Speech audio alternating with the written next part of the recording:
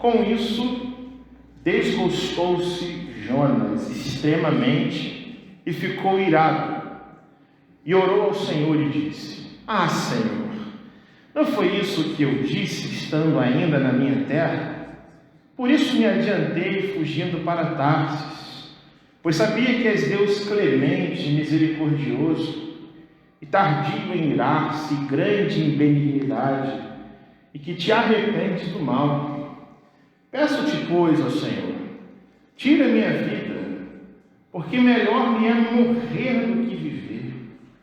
E disse o Senhor: É razoável essa tua ira? Então Jonas saiu da cidade e assentou-se ao oriente da mesma, e ali fez uma enramada e repousou debaixo dela, à sombra, até ver o que aconteceria à cidade. Então fez o Senhor Deus nascer uma planta que subiu por cima de Jonas, para que fizesse sombra sobre a sua cabeça, a fim de o livrar do seu desconforto. Jonas, pois, se alegrou em extremo por causa da planta. Mas Deus, no dia seguinte, ao subir da alva, enviou um verme, o qual feriu a planta e esta se secou. Em nascendo o sol, Deus mandou um vento calmoso oriental. O sol bateu na cabeça de Jonas, de maneira que desfalecia, pelo que pediu para si a morte, dizendo: Melhor me é morrer do que viver.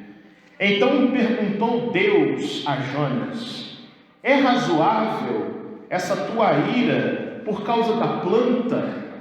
Ele respondeu: É razoável a minha ira até a morte.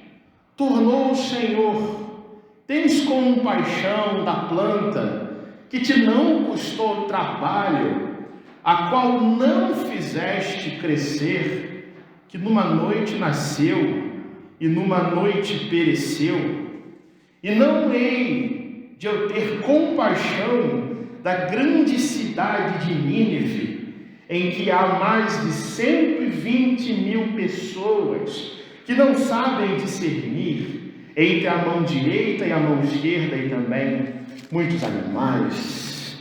Senhor Deus, louvado seja o teu nome. Nós te adoramos e te bendizemos, porque acabamos de ler, Senhor, todo um livro da Bíblia. Todo um livro da Bíblia, Senhor, voltado para a nossa exortação a fazer a tua obra missionária, Senhor, e a rever, e a repensar, e a analisar o nosso próprio coração, Senhor, as nossas motivações, os nossos relacionamentos e o perdão, Senhor, que vem de ti, Deus. Aplica, Senhor, aos nossos corações que acabamos de ler, Senhor. Guarda-nos, ó Deus, de pecarmos contra ti, Senhor, e põe os nossos olhos apenas em Cristo, Senhor, para que sejamos testemunhas do teu grandioso amor. Em nome de Jesus. Amém. A gente vê, pela simples leitura do capítulo 4 de Jonas, que a missão de Deus não se trata apenas de um chamado do Senhor para a igreja fazer uma obra para prestar a Ele o serviço de pregar o Evangelho. E a missão de Deus não é apenas um chamado feito para nos caracterizar como pessoas de Deus, mas também a missão de Deus consiste em um chamado divino que coloca a gente para repensar a vida, que faz com que a gente analise as nossas intenções, os nossos relacionamentos, os nossos testemunhos, e sejamos perfeitamente corrigidos, exortados pelos princípios que provêm da palavra do Senhor, pelo simples fato de que Ele nos escolheu, nos elegeu, nos tirou do mundo, nos salvou e nos envia de volta a este mundo, não para vivermos isolados das pessoas, mas para entrarmos de volta no mundo como agentes do reino de Deus, no mundo que jaz no pecado, no maligno e que caminha a passos largos para o inferno.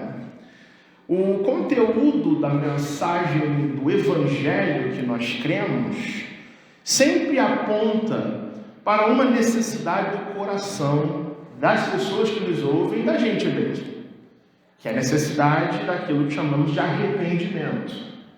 Arrepender-se dos seus pecados, mudar a sua mente, mudar o seu coração, ouvir a palavra de Deus falando com você, e martelando na sua consciência,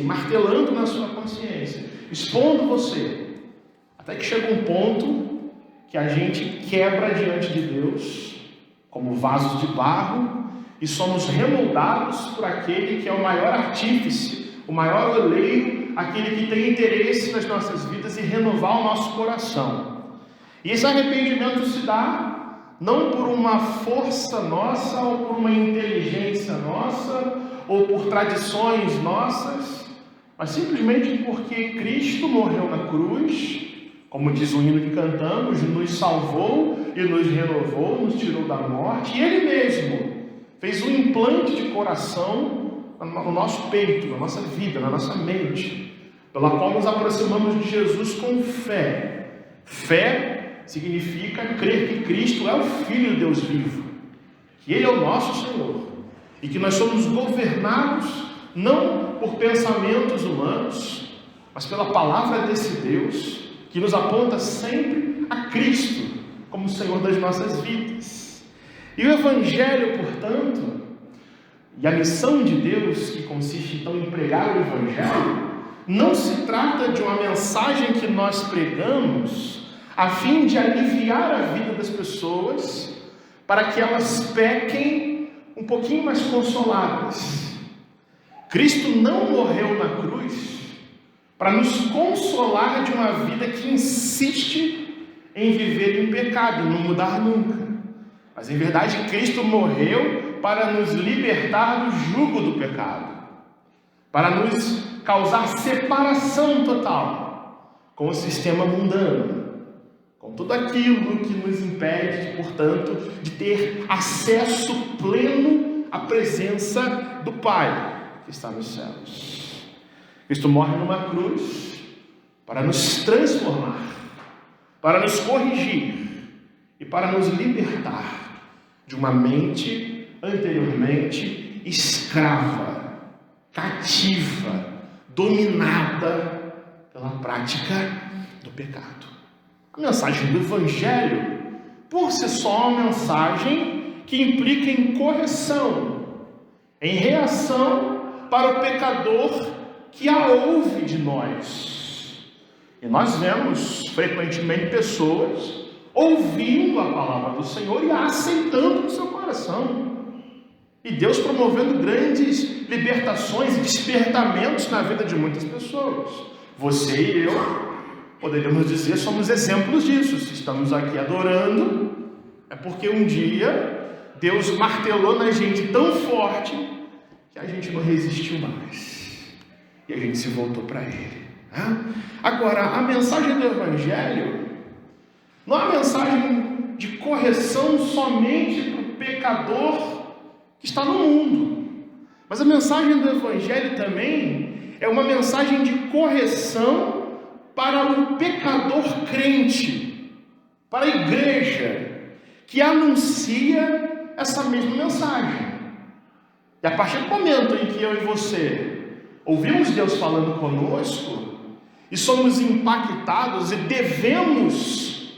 devemos continuar nos impactando todos os dias com essa mensagem, porque continuamos a ser pecadores. Aí então, quando a palavra faz sentido para a gente, quando a metanoia, a mudança da mente, o arrependimento é fato e verdade em nós, aí o Senhor nos usa para anunciar seu Evangelho e fazer missões, cumprir o ídolo do Senhor, fazer discípulos em todas as nações. Foi isso que Deus fez com Jonas. Deus trabalhou na vida de Jonas a fim de que o seu glorioso propósito de salvar a vida de uma geração inteira de ninivitas se efetivasse na história, a contragosto de Jonas, escolhendo não um profeta que fosse assim o mais cheio de boa vontade para pregar a sua palavra, mas um homem duro de coração, tipo a gente, um homem cheio de defeitos, que nem nós, um homem com pecados, com ídolos no coração, mas que na sua imperfeição, Deus o corrige por meio de uma tempestade, o corrige por meio de um peixe, o leva de volta à terra firme e não escolhe uma outra pessoa, mas insiste novamente em enviar Jonas para fazer a sua vontade. E Jonas prega essa palavra de Deus com as motivações erradas, não por amor à salvação do pecador, mas por simples sentimento de dever e por temor do Senhor. Mas ainda assim, o poder de Deus está na sua palavra, na sua soberania, de chamar os seus para a salvação, faz com que toda uma cidade se curve, se dobre os joelhos, que proclame um jejum, que ouça a palavra do Senhor, ao ponto de o próprio rei dessa cidade ser tocado pela palavra do Senhor, trocar as suas vestes reais por panos de saco e proclamar um decreto de que todos na cidade de Nínive, seja homens, mulheres, idosos, crianças e até os animais, ninguém vai comer nem beber nada. Porque quem sabe o Senhor então não mude de ideia, e isso aplaque o nosso arrependimento, aplaque a fúria do Senhor e Ele desista de nos punir. Capítulo 3, como a gente viu, termina com esta palavra, de que Deus então, vendo a sinceridade do coração daquele povo, se arrependeu, ou mudou de ideia, quanto ao mal que disse que haveria de fazer a cidade de Nínive. A palavra foi pregada, a missão de Deus foi executada, a ordem de Deus foi obedecida. Ainda que Jonas pregasse o pior sermão do mundo, que só falasse do juízo de Deus, sem apresentar a esperança na salvação desse Senhor, Deus dobra o coração daquela cidade e a missão dele tem êxito, o que deveria naturalmente alegrar o coração de todo aquele que ama a Deus, porque o céu faz festa, diz o Senhor Jesus, quando um pecador se converte. Mas não é isso que acontece com Jonas. Diz o texto que nós lemos que, vendo Jonas o arrependimento dos ninivitas, essa turma que aos olhos do profeta é tão maligna que não merece perdão de Deus, diz o texto que, ao invés de Jonas se alegrar com a redenção do pecador, ele se desgosta e fica extremamente irado. Você consegue entender o que é isso? O verso 1 do capítulo 4 diz que a mensagem que traz arrependimento para o inimigo não causa alegria no profeta, mas traz desgosto, tristeza, amargura no coração. Para Jonas, o que Deus fez foi errado. O senhor não tem que converter. Jonas discute com Deus. Não foi certo. Os ninivitas pertencem ao império da Síria. O império da Síria é mau. Veja, Senhor, quantas pessoas esse povo, os exércitos dele, matou com requintes de crueldade. O Senhor não tem que perdoar essa gente, não. O que eles merecem é fogo, é serem subvertidos, é serem destruídos. A vingança do Senhor é que deveria prevalecer, a espada do Senhor. Nada de misericórdia, Deus. diz o verso 1, que Jonas se desgostou e ficou extremamente irado.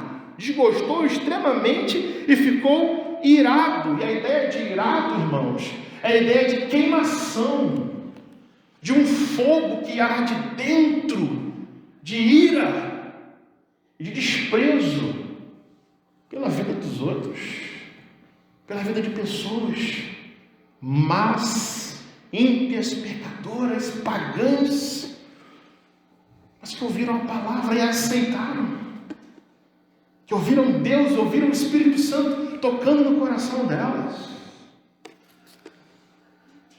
E aí, Jonas faz uma coisa que ele faz muito pouco nesse livro: oração. Verso 2 diz que Jonas, então, vendo isso, ora ao Senhor e diz: Senhor, não foi isso que eu disse, estando ainda na minha terra? É por isso, Senhor, que eu fugi. É por isso que eu entrei num navio para Tarsis, porque eu já sabia que o Senhor é um Deus clemente, misericordioso, que se arrepende do mal, que é grande em benignidade, que é tardio em irar-se. Aí Jonas aqui então explica o porquê das coisas. A grande revelação, o grande plot dessa história está aqui. Por que Jonas então desobedeceu ao Senhor? Por que ele foi para Jope, no porto, pegou um navio para Tarsis? Porque ele sabia que Deus é misericordioso. E a misericórdia do Senhor o incomodou de tal forma, a possibilidade de Deus perdoar os inimigos foi motivo de tanta perturbação no coração desse profeta, que a atitude dele então é tomar um navio e fugir da presença do Senhor, como se isso, é claro, fosse possível. Mas ele explica aqui: Jonas desobedece a Deus por causa da misericórdia. Só pensar numa possível conversão dos ninivitas já causa embrulho no estômago. É isso que está dizendo para Deus, e com ira no coração. Peço-te, pois, ó Senhor, olha o pedido de oração dele: peço-te que o Senhor me mate. Eu não aguento mais, eu não aguento ver o inimigo recebendo perdão, sendo abençoado, o Senhor promovendo a vida dele. Senhor, isso é demais para mim. E como eu não posso me matar, Senhor, então o Senhor me mata. Aí Deus vira para esse cara difícil, pessoa dura de coração, e faz uma pergunta para ele no versículo 4. Ô Jonas, é razoável essa tua ira? Está certo ficar irado assim? Está certo esse nervosismo todo? Diz o texto, que Jonas ouve do Senhor esse questionamento, que é uma reação ao questionamento de Jonas às atitudes do Senhor, e Jonas não dá uma resposta para Deus. Mas Jonas sai de Nínive, batendo o pé, nervoso, estressado, com raiva, amargurado, e se assenta no oriente da cidade, faz uma enramada, repousou debaixo dela, e diz o texto que ele fica ali olhando para a cidade, até ver o que aconteceria, sabe? Deus perdoou os ninivitas, mas será que esse perdão é de verdade mesmo? Talvez Deus mude de opinião e Deus desista de perdoar essa gente. É o que passa na cabeça desse profeta. Ele fica sentado no leste da cidade, olhando, vendo pessoas vestidas de pano de saco, chorando e clamando ao Senhor, e fica ali à espreita, bisbilhotando. Será que isso vai ser? Será que esse arrependimento é verdadeiro mesmo? Será que de repente Deus não manda um meteoro, um fogo do céu, e repete com Nínive o que ele fez com Sodoma e Gomorra? Jonas fica ali olhando, e aí o Senhor, no versículo 6, resolve pôr Jonas à prova. de maneira milagrosa e misteriosa. E esse livro é repleto de milagres e de mistérios da parte de Deus. Ele faz nascer uma planta sobre Jonas, que o refresca, que o alivia do calor do deserto, que dá sombra. E diz o verso 6 que Jonas se alegra em extremo por causa de uma plantinha que o Senhor faz nascer sobre ele, para tornar essa agonia dele um pouco mais relaxante. A cidade de Nínive e a região da Assíria era uma região de deserto. O vento é quente, o sol é forte, o mormaço se levanta. E Deus, para mostrar a sua misericórdia, mais uma vez mostrando a sua misericórdia, faz nascer uma planta, o que causa alegria extrema no coração de Jonas. O emocional desse cara é igual uma moto, vai de um extremo da raiva, em 0 a 100 quilômetros, chega no extremo da alegria, que o Senhor me abençoou e fez uma plantinha crescer sobre mim. O deserto é tão escaldante, que coisa boa, né? Uma planta alegra mais o coração do profeta do que a conversão de pecadores. Versículo 7 diz que no dia seguinte nasce o sol e Deus envia um verme, provavelmente aqui uma lagarta do deserto, que morde a planta, que fere a planta e ela se seca. E nascendo o sol, Deus manda um vento calmoso, e calmoso aqui, irmãos, não quer dizer que é uma brisazinha, um vento calmo, mas um vento seco, um vento arenoso, chamado de siroco, muito típico naquela região até os dias de hoje. Um vento quente, seco, arenoso, que sufoca de calor uma pessoa, e Jonas acorda assim. O sol bate na sua cabeça, diz o texto, e o homem, que é um turbilhão de emoções, pede de novo a morte. Senhor, é melhor eu morrer do que eu viver. Ele fica irritado, fica alegre, Deus o prova, fica irado de novo e quer morrer de novo. Pede a morte, porque os inimigos se arrependeram. E pede agora a morte, porque Deus tirou a bênção da minha vida. E agora eu estou sentindo calor de novo. Então, Senhor, eu quero morrer, minha vida não presta, o Senhor não faz o que eu quero, o Senhor não me dá nada, o Senhor não me abençoa. Então perguntou Deus a Jonas. Olha como é que Deus é paciente, irmãos. Que a vontade da gente no lugar de Deus não era ter ser tão paciente assim com uma pessoa dessa, não. Mas Deus é paciente, misericordioso. E pergunta: Jonas, é razoável essa tua ira por causa de uma planta? E agora Jonas não foge da raia. Agora ele discute com Deus: Senhor, é razoável a minha ira até a morte? Que sujeito difícil, complicado, intragável. Só fico pensando naquele peixe que teve que suportar um cara desse 3 dias e 3 noites no seu ventre. Deus foi tão misericordioso com o peixe, não foi? Botando o peixe para vomitar esse cara para fora. Coração duro, empedernido, sem graça, sem amor, sem misericórdia, sem compaixão.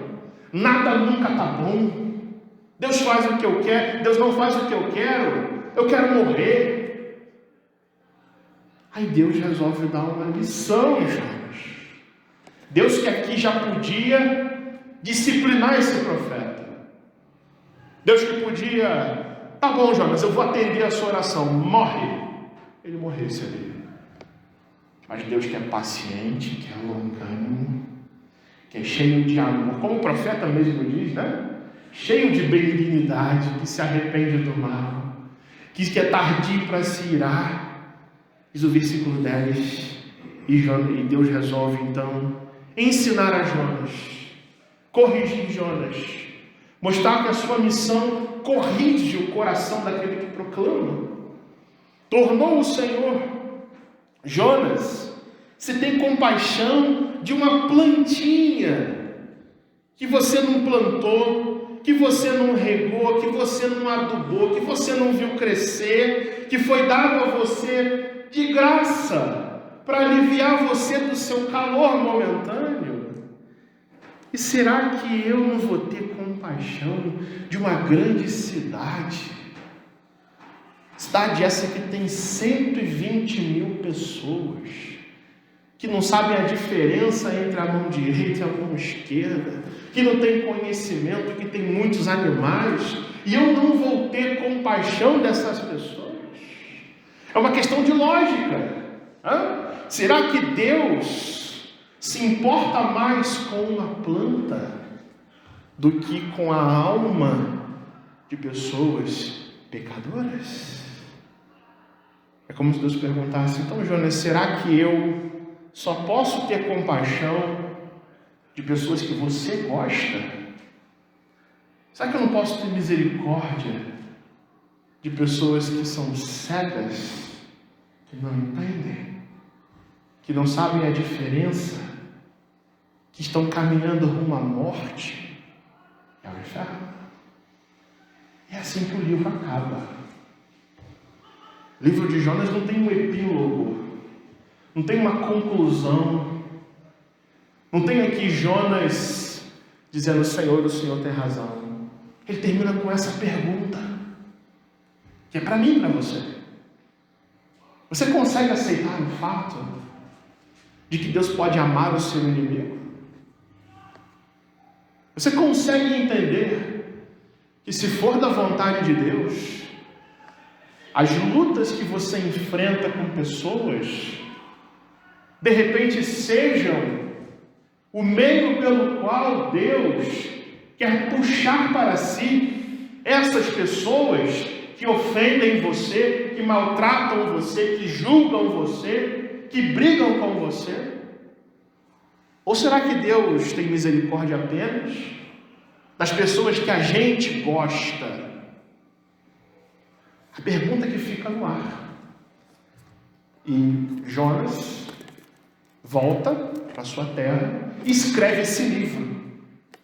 A prova de que Jonas ouviu essa pergunta e foi impactado com ela e aprendeu uma lição que vem do Senhor é o fato de que ele escreve esse livro para os israelitas da sua época, ensinando a correção que vem de Deus, ensinando sobre a compaixão de Deus, e para revelar também que Deus não é apenas Deus de Israel, que Deus não é apenas Deus de gente boa, que Deus não é apenas Deus de gente que o conhece, mas Ele é o Senhor sobre toda a criação, e que Deus já vai estendendo aos poucos a sua salvação para fora do território de Israel, chamando pagãos e gentios ao arrependimento e à fé nesse Deus verdadeiro. Jonas escreve esse livro e o encerra de propósito com essa pergunta, que fica para nós: qual o tamanho da compaixão de Deus? E a grande lição do capítulo 4, meus irmãos, se resume em uma única palavra: correção. A missão de Deus corrige a nossa própria vida.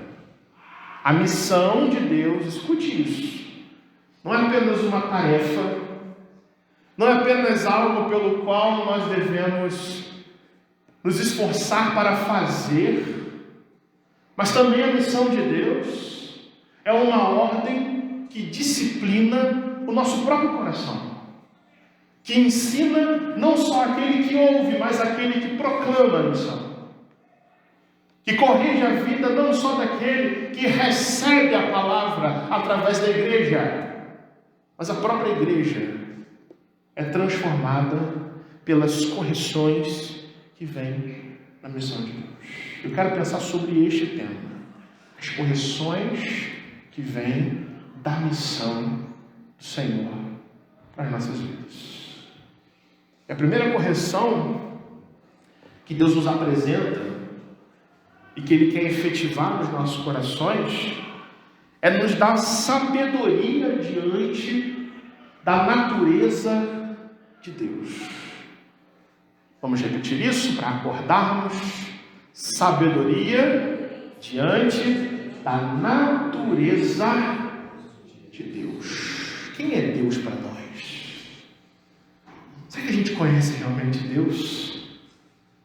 Será que a gente já parou para meditar a respeito dos seus atributos?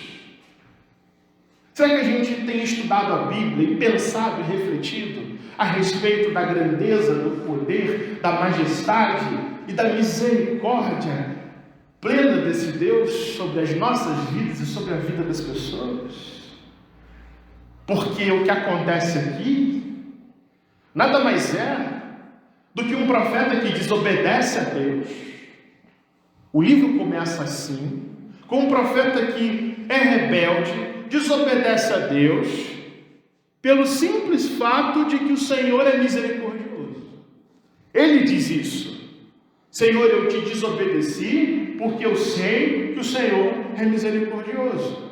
E a misericórdia de Deus, que é uma coisa boa, que é algo que nós deveríamos nos alegrar, que é algo de que Jonas deveria encher-se de motivação, de ânimo, para ir mesmo a Nínive. E se o Senhor mandou e Ele é misericordioso, eu vou proclamar a verdade de Deus, e quem sabe o Senhor não converta essa gente. Aleluia!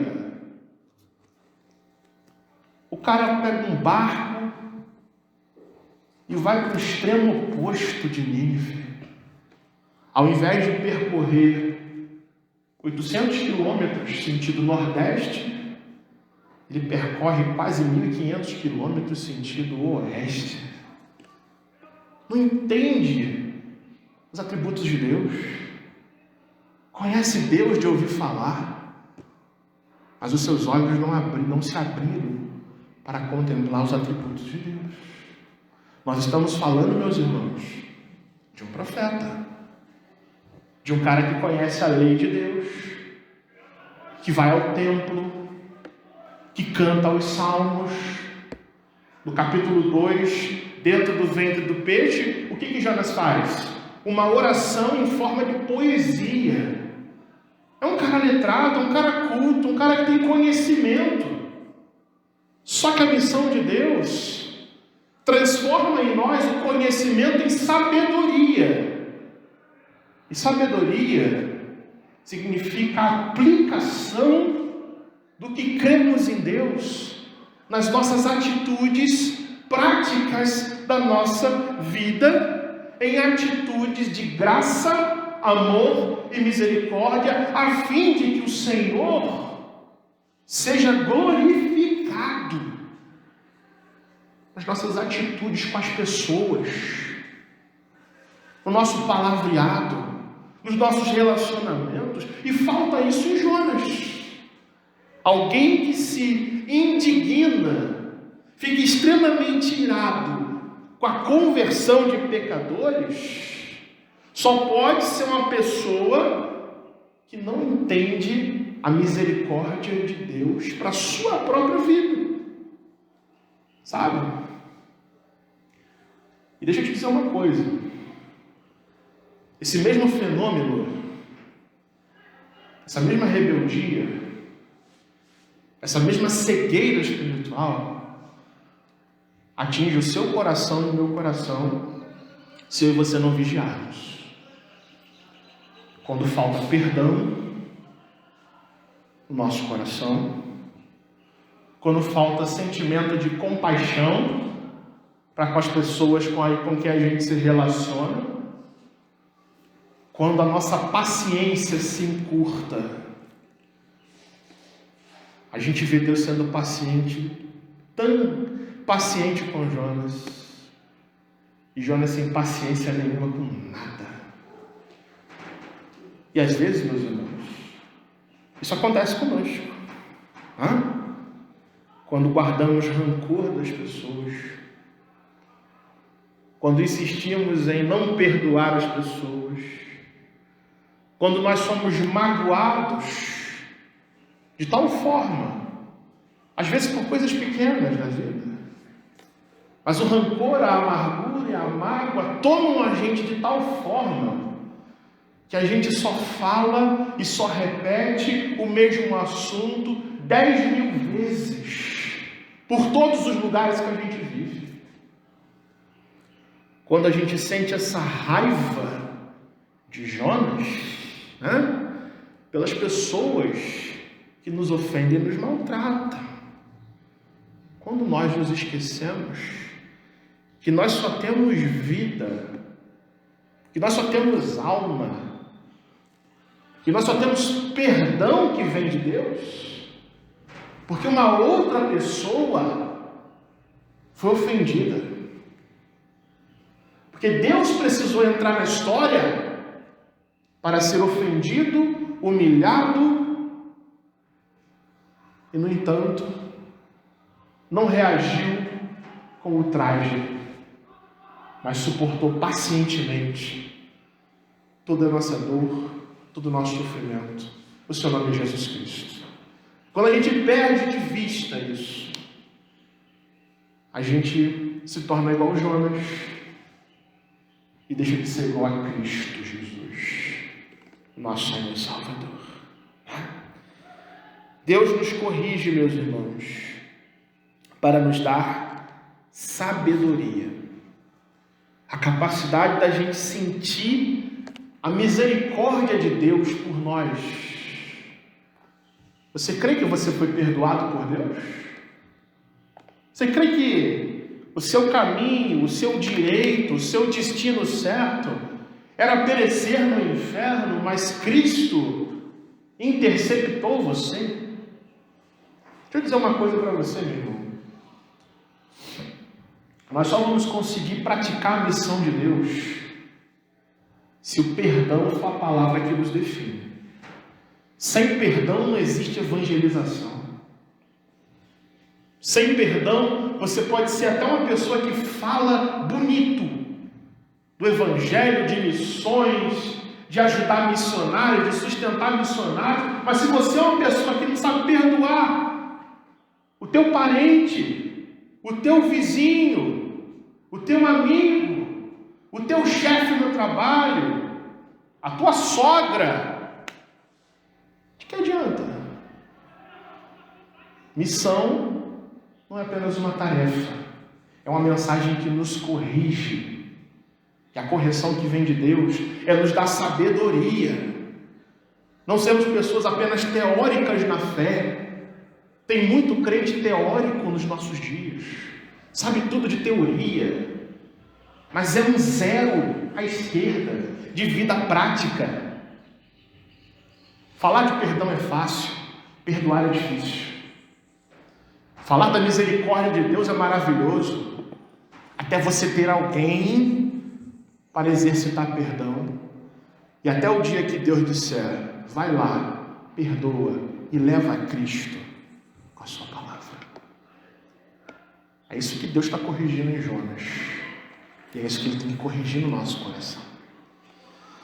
Segundo lugar, irmãos, a missão de Deus traz uma correção para nós que implica em maturidade do nosso coração diante da compaixão desse Deus.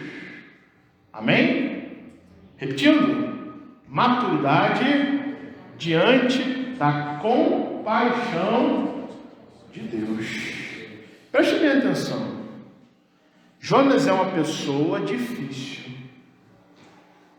que se comporta como uma pessoa mimada. Se Deus nos faz as coisas do meu jeito, então eu prefiro morrer. Deus está sendo injusto comigo e trata melhor os ninivitas que se arrependem, mas corta a plantinha que está me dando sombra e frescor, né? Veja que ser humano fresco. Isso enche de raiva o meu coração, né? E preste atenção nisso. Jonas faz uma oração nesse texto pedindo para morrer. Jonas não ora nesse livro, quase. Jonas não ora no capítulo 1, quando desobedece a Deus. Jonas não ora quando ouve a palavra do Senhor mandando ele pregar. Jonas não ora quando compra a sua passagem no porto de Jope. Jonas não ora dentro do navio no meio da tempestade. Jonas não ora louvando ao Senhor pela conversão dos marinheiros. É lançado no mar. Aí diante da morte, do desespero, aí ele faz uma oração. O Senhor o livra, ele ora no ventre do peixe agradecendo a Deus. Só que essa oração que ele faz a Deus, dizendo lá no capítulo 2, a salvação pertence ao Senhor, não transforma o coração do homem. Ele é cuspido de volta na praia, chega em Nínive, o Senhor o manda pregar, e ele não faz uma oração dizendo: Senhor, então me ilumina, que eu quero pregar aqui, e quero ver pelo teu poder pessoas se convertendo. Não faz isso. Ele não ora a Deus agradecendo pela conversão dos ninivitas. Aí no capítulo 4 ele resolve orar, e quando ele ora, é para pedir a própria morte. Você consegue entender que loucura é essa? Ora ao Senhor pedindo a morte. Ou seja, meus irmãos, não tem inteligência emocional. É desequilibrado emocionalmente. Falta maturidade nesse profeta. Só que, talvez Jonas nos represente em muitas coisas. Eu quero dizer isso para você com muita sinceridade. Talvez Jonas, e talvez a gente, às vezes, se não vigiarmos, possamos ter atitudes muito parecidas com esse profeta. Eu provo para vocês. Por exemplo, nós muitas vezes somos abençoados por Deus e ficamos extremamente alegres pelas bênçãos, conquistas, vitórias e livramentos que o Senhor, pela sua graça, concede às nossas vidas. Não é isso? Mas a verdade, irmãos, é que nem sempre temos essa mesma alegria extrema quando o Senhor abençoa os outros. Especialmente quando o Senhor abençoa os nossos inimigos. Quando o Senhor age com misericórdia sobre a vida daqueles que aos nossos olhos são ímpios demais, terríveis demais e cruéis demais para eles. Aquelas pessoas que nos odeiam, nos ofendem, nos entristecem, a tendência do nosso coração é justamente querer um Deus vingativo e não um Deus misericordioso. Um Deus que exalte a nossa vida e humilhe os nossos inimigos. É assim que o nosso coração é por natureza. Até as nossas reuniões de oração muitas vezes são assim. Já cansei de ver, irmãos, em reuniões de oração, onde a gente faz um pedido de oração em público, pessoas pedirem com amargura no coração que o Senhor humilhe aquela pessoa, que o Senhor faça isso na vida daquela pessoa, quando as nossas reuniões de oração deveria ser para nós nos reunirmos e dizermos assim: eu quero aqui agradecer a Deus pelas bênçãos, eu quero aqui dizer que eu estou passando uma dificuldade dentro da minha casa, mas eu sei que o Senhor é soberano, imutável, poderoso e misericordioso, e eu confio nesse Deus. Uma pessoa que não tem misericórdia não sabe orar. Uma pessoa que não tem misericórdia não tem maturidade no seu coração. Jonas era um cara assim, que Deus precisa transformar, trabalhar, mudar e dobrar no chão, para que esse homem se arrependa. A missão de Deus, meus irmãos, corrige da gente o orgulho, a altivez, o coração inflado,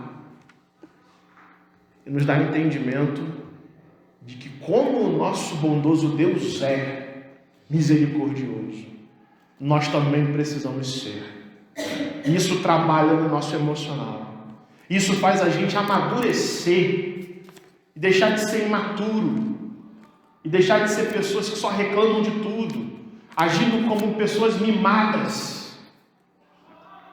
Assim como diz Paulo, que em Cristo nós alcancemos a perfeita varonilidade de pessoas que ouvem a palavra, entendem, discernem e põem a sua esperança e o seu coração nesse próprio Deus que faz as coisas na nossa vida para nos testar, nos provar, a fim de nos capacitar para sermos testemunhas dele. Isso tem que mostrar para nós mudanças. Nós devemos entender que a missão de Deus põe diante dos nossos olhos aquilo que é mais importante: Deus ser glorificado nas nossas vidas e ser glorificado na conversão do pecador. Não importa quem seja a pessoa para quem o Senhor nos envia a dar bom testemunho. Por fim, meus irmãos, a terceira correção que vem da missão de Deus é nos dar discernimento quanto à salvação do pecador. Vamos repetir? Discernimento quanto à salvação do pecador. A vida de pessoas que não conhecem a Deus é mais importante do que uma planta que existe hoje e amanhã seca. Pessoas estão se perdendo, pessoas foram alcançadas nesse livro pela graça de Deus, e o profeta está irado com o Senhor por causa de uma plantinha que lhe foi tirada. Está nervoso por causa de sol, de mormaço e de calor. Será que eu e você devemos andar assim diante de Deus? A gente percebe que falta em Jonas sabedoria, falta em Jonas maturidade, mas falta em Jonas atenção àquilo que é mais importante. Falta ele perceber que ele acabou de ser usado por Deus para a conversão de uma cidade inteira. Imagina se fosse você. Você vem aqui no bairro, vai andando de casa em casa, pregando uma mensagem tipo a de Jonas, né? Deus vai subverter sua carne. Vamos supor, claro que você não vai pregar assim, mas imagine você ser usado para uma conversão em massa. Isso não geraria alegria no seu coração? Não é bom ver isso? Não é bom testemunhar os feitos de Deus? Não é bom a gente se lembrar que o Senhor é misericordioso? Não é bom a gente entender que o Evangelho que nós cremos é poderoso, transforma os corações? No entanto, meus irmãos, Jonas sofre do mesmo mal, da mesma doença, da mesma síndrome que sofre o irmão do filho pródigo. Vocês lembram da parábola do filho pródigo? Que Jesus conta? Aquele filho que pediu ao pai que adiantasse a sua herança, se manda da presença do pai, gasta tudo, vem a fome, ele volta para a casa do pai, e o pai, na sua graça, o recebe de volta, manda trazer roupas novas, manda trazer alimento, dá uma festa. Aí vem o irmão do filho pródigo, olha para isso e se indigna com o pai, e censura o pai, e fala para o pai: pai, eu sempre te obedeci, mas o Senhor nunca me deu um cabritinho sequer para eu fazer um churrasco e me alegrar com os meus amigos.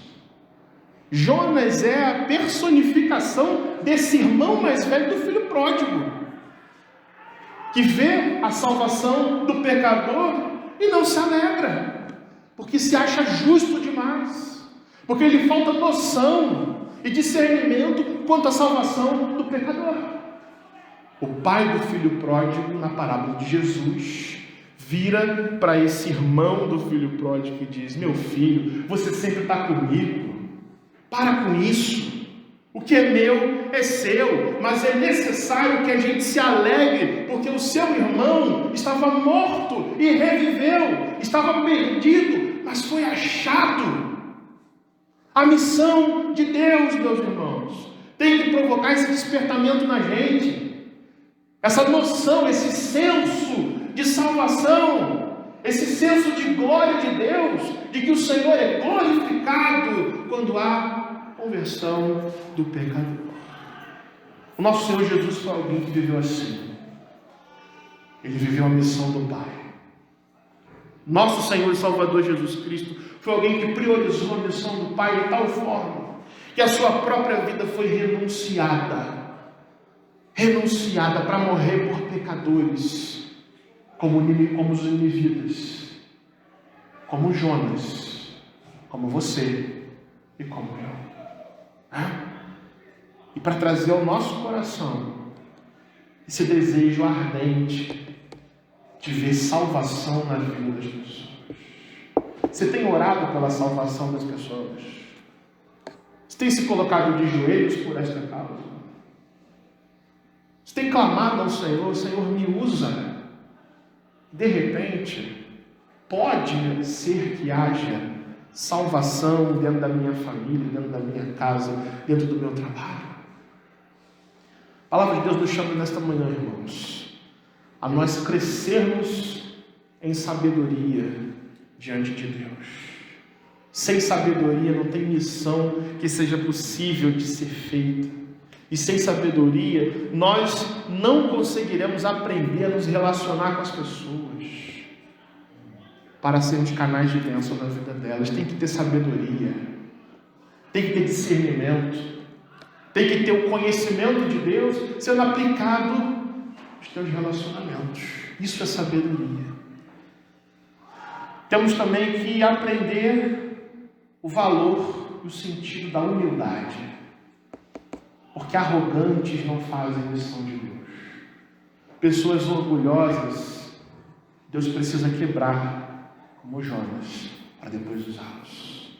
Mas aí podemos ouvir a palavra de Deus e nos rendermos a Ele, e nos humilharmos a Ele, porque é só nos humilhando que Deus nos ensina, irmãos, sobre o seu perdão, sobre a sua misericórdia. Isso quebra barreiras no nosso relacionamento com as pessoas. E por fim, nós precisamos também estar mais atentos, ter mais atenção à missão de Deus, com os olhos na sua glória, porque a nossa vida, os nossos interesses não são o centro desse mundo, mas a vontade de Deus através de nós, nas nossas vidas. Os seus interesses não são mais importantes do que a conversão de pessoas. Pense nisso. A salvação, se Deus tiver que escolher salvar pecadores e tornar a sua vida mais confortável, Ele sempre vai escolher a primeira opção, ainda que coloque você num desafio muito grande como o de Jonas, só para Ele mostrar o quanto Ele ama o pecador e o quanto nós somos indignos do seu grande amor pelas nossas vidas. O Senhor assim nos abençoe, que tudo isso que nós vimos nesse mês, meus irmãos, faça sentido para você. Transforme você. Transforme seus relacionamentos, seu jeito de falar, seu jeito de pensar, o seu emocional. Mas principalmente, provoque no seu coração um sentimento de humildade diante da missão de Deus e do Deus das missões. Que Ele nos abençoe.